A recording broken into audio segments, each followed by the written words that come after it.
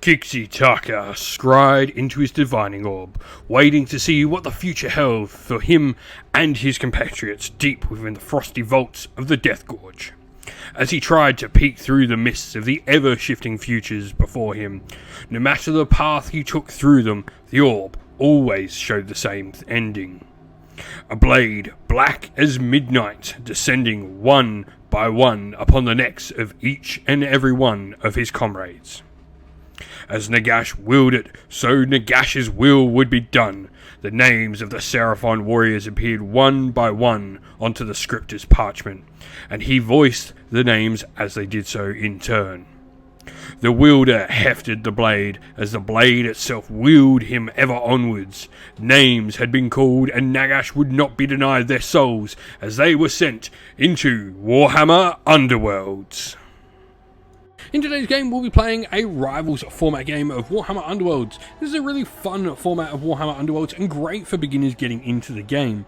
What this format does is it allows you to play with set pre-built decks. This can either be the Rivals format deck that you'll get with a warband, such as Dagger or Starblood have their own Rivals deck that they come with, but you can also use other Rivals decks as well, as there's a variety of different Rivals decks that can be used by all warbands in the game, and even the older warbands from seasons in which did not include a Rivals format setting.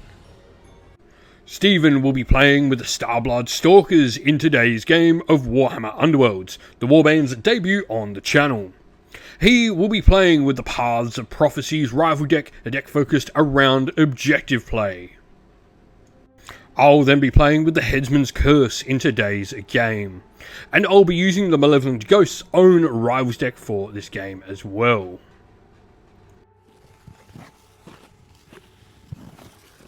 Alright, so we are all deployed on the table. I've got my wielder of the blade next to the sharpener of the blade. We have the bearer of the block, and then we have the scriptor of the sentence down here for the Headsman's Curse. For the Starblood Stalkers, at the front there we have Clackthrock. We then also have him joined by one of the skinks, which is Huachi. And then next we have our chameleon skink Otapatal. And then we also have Zepik and Tok there. That's the two skinks at the back. And then they are of course led by Kixie Tucker, the diviner.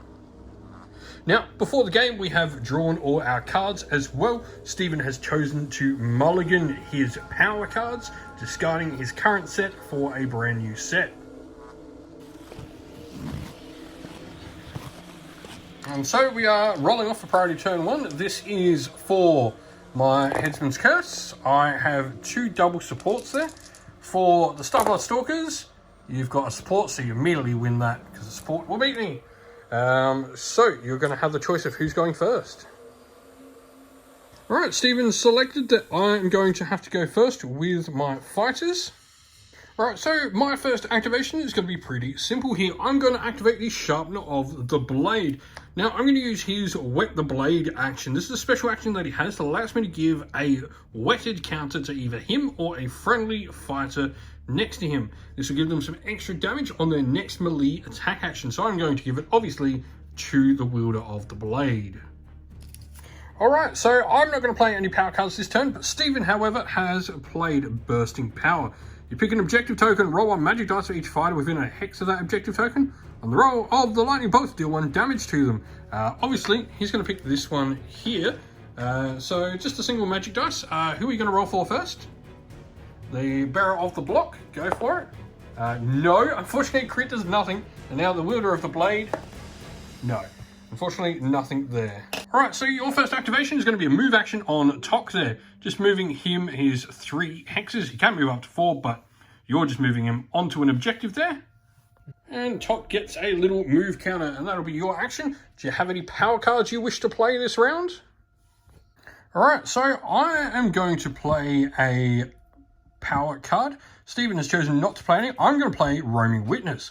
Choose a friendly chain rasp, remove them from the battlefield and place them on an edge hex.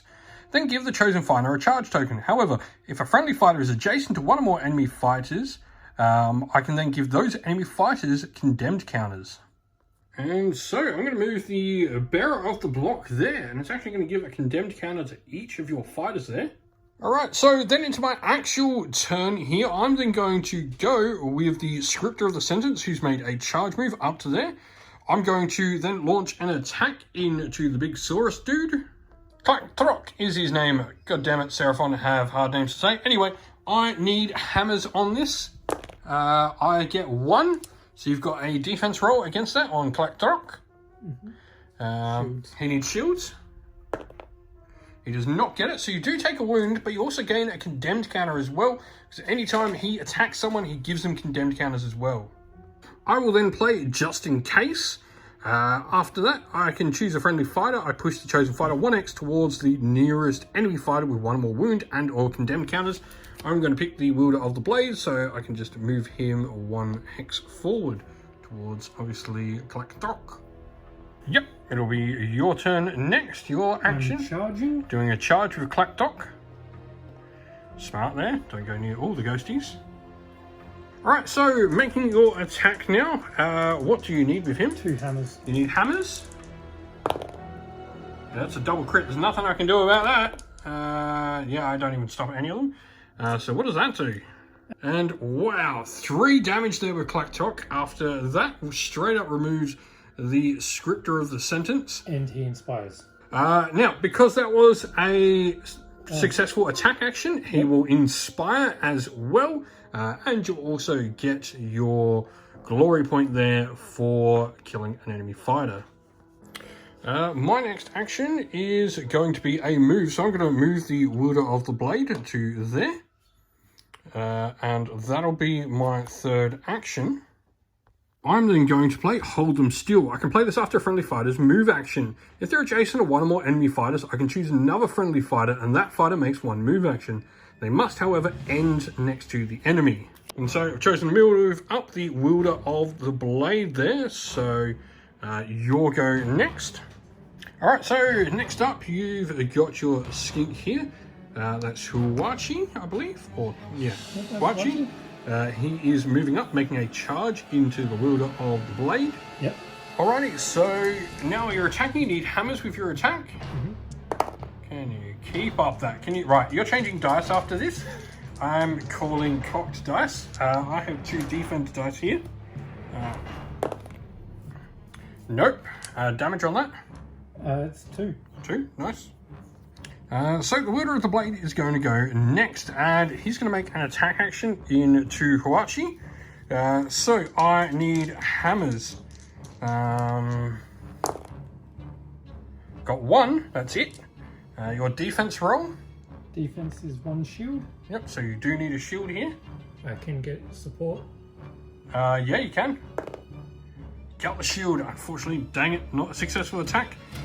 So that will be my turn finished. You've got your last action now. Your last action will just be moving the chameleon skink there on to an objective. So we are going to go into your last power step. Do you have any power cards you wish to play? So I'm going to score quick to judge here. I have surviving friendly leader and 2 or more enemy fighters that each have condemned counters on them. I actually should have scored this early in the turn, but not really gonna do much. It's going to score me a point. I will then also score savoring the inevitable. I score this in the end phase if a friendly fighter is adjacent to 1 or more enemy fighters and one of those has a wound and or condemned counter on them. I am right there. And then for the Starblood Stalkers, Steven is going to score a sign from the gods. Score this in the end phase if you hold objectives 3. You do not. However, you can also score it if you hold objectives 1 and 2, which you do there. And then we go into playing some upgrades. So first of all, I have Ethereal Immunity. This is going to go on the wielder of the blade, and this will mean all double supports can successes for defense rolls on him. And then I'm also going to play Lurking Crony. I can give this to any of my chain rasp. I'm going to give it to the wielder of the blade. While the friendly fighter adjacent to this fighter makes an attack, that fighter supports the fighter. So essentially, he will support anyone next to him, so he would get supported against either of your fighters there. Today's video is sponsored by Gap Games, a fantastic miniature wargaming store in Queensland, Australia. They stock a wide variety of miniature wargames from all things Games Workshop to some of my personal favourites, Conquest, The Last Argument of Kings, and all things Modifius wargames as well. Use our affiliate code in the link below to help support both this fantastic store and the channel as well. Alrighty, so we have priority for turn 2 now. It's currently 2-2 in the score. So this is for the... I got a double crit there for the... what are they called? The Headsman's Curse. The warband where the sword is the actual leader. You're going with the Starblood Stalkers. You need to beat a double crit. You do not, so I'm going to get first activation. Alright, Wielder of the Blade. He is going to attack your condemned fighter there. We're attacking Clack-Tock, so we are supported, so that'll actually be 2 successes. Go for it. What do you get? I need 2 shields. You need shields. 1 also in crit. supported. Yep. That will do it. And so, after that, I've not got any power cards I'm going to play. Steven's got none, but he does have a surge objective that he will score. You score immediately after an opponent's activation step if there are more enemy fighters out of action than there are number of objectives held by each enemy warband. And, well, I've got 1 out. I hold no objectives, so you do score this. Alright, so you're going straight back at the Wielder of the Blade with Clack-Tock next. I need hammers. Hammers. If you would kindly stop that. Wrong dice. Oh, yeah, wrong dice. So that may save me here. The actual dice I'm supposed to roll, and I got a crit and a dodge that will succeed. Whew. And so, yeah, because I rolled the right dice there, now I'm going to attack back. So, into you, into Clack-Tock. That will do nothing. I will completely miss there. Round 2, fight. Ding, ding, ding. Please miss. Support. That'll get through on a support. So defense, and I got a dodge, which will do it. So that is your second activation. My third activation will be the same thing. So 3rd time's the charm with the Wielder of the Blade. Please. Oh my god, he missed again. And Clack-Tock's going to attack back. This entire round is just going to be these 2 guys swinging at each other. It's just a support. So, defense, support will see me live. That, no. So we thought to do this last round. Clack-Tock actually should be hitting with his jaws. So, we will go with the first one. 1. Yep, we'll get 1. So, defense stopped. Go again because we should have done another one on the other 6. Support. And I stopped that actually twice because double supports on him count. All right, last chance with the blade. Can you actually do the thing that you are supposed to do? Nothing again. Wow. And no, just absolutely nothing. That is so annoying. I had so much of my hand banking on that. So Clack-Tock will just go straight back. With a double support, so... Double singles. Yeah, I actually need to save these, and I do, because that will count as a defense roll. So, you do have your jaws. The support will get through, and I'll dodge it and stop it as well. So, that entire round was just, you know, these 2 slogging it out at each other, and nothing else happens. So... End game. And so we are on to round 3, the last round of the game, after that eventful round 2. So I got absolutely nothing. Oh dear. That's not good. You got a crit. So I think I can guess what your first activation is. It's Clack-Tock. You got a crit. Oh dear. And a normal attack too. No, I don't block it. That'll be 3 damage to the scripter, and we'll take him out. So, end of your activation. Do you have any power cards you wish to play?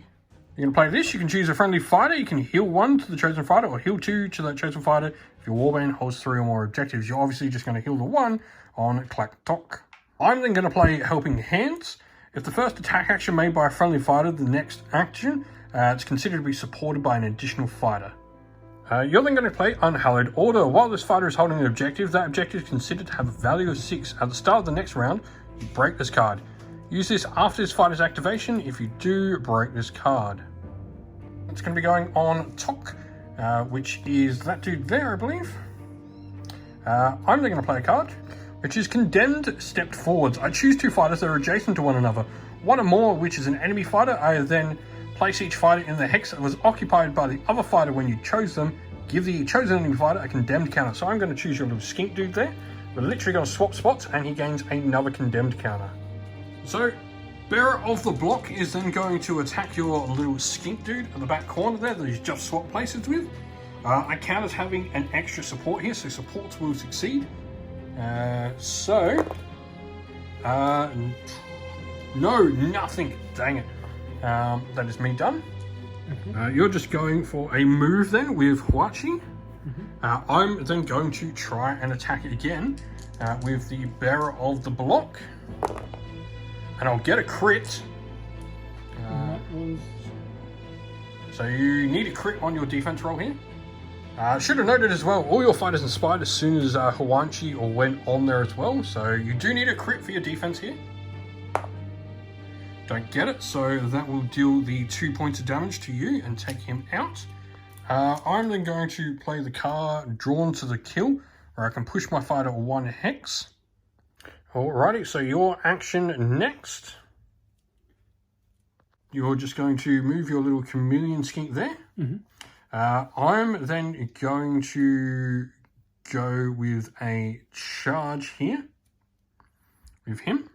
And so we are going to attack the sharpener of the blade, and I will get a single hit. So the defense of your little dude. Oh, that's chameleon? Yep, of the chameleon. Oh, wow. Okay, I may have made a mistake. He's got 3 defense when he's inspired. And he's good. And he's dodged. Cool. So you're using your cool little upgrade to turn this into an objective 6. So I have 1 last action left for the round, because you did go first that one. I am going to charge with him. I'm going to make an attack into him. That'll succeed on 1. Right, so 2 defense. You need dodges. No dodges. That'll be 2 damage and take him out, I think. Yes. Damn it. Oh, alrighty. So with that, I actually ruined your plan for a big score at the end of the game. So I get an extra point for killing you, which means the game goes to 4-4. And despite the Wielder of the Blade going down, I pull out a draw with the Headsman's Curse.